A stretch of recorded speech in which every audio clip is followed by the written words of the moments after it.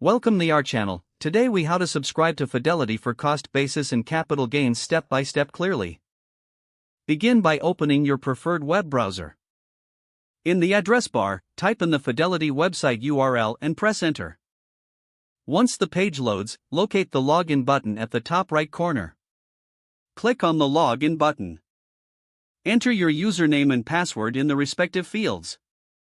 If you have forgotten your login details, click on the Forgot Username or Password link for assistance. After logging in, navigate to the Account Summary page. Look for the Accounts and Trade option in the main menu. Hover over or click on it to reveal a drop-down menu. Select Account Positions from the drop-down. Here, you will find a summary of your investments and their current status. To access cost basis information, click on the specific investment you want to review. On the Investment Details page, look for the Cost Basis section. This section provides insights into your investments. For capital gains information, scroll down to locate the Tax Information or Gains/Losses tab.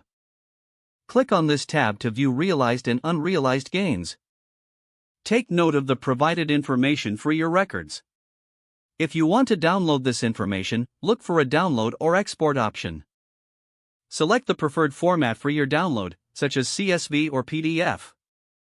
Follow the prompts to complete the download process. If you have additional accounts, repeat this process for each one as necessary. Log out of your Fidelity account once you have retrieved all necessary information. Close your browser to ensure your account remains secure. If the page does not load, refresh the browser or try again in a private or incognito window. Make sure you are using the correct email address, then retype it carefully to avoid small typos. If your password is not accepted, use the reset option and create a new strong password you can remember. Check your spam folder for verification or security emails, then complete any requested confirmation steps. Enable two-factor authentication if available to improve account security and reduce unauthorized access risk. Don't forget to like this video and subscribe to our channel for more step-by-step tech guides.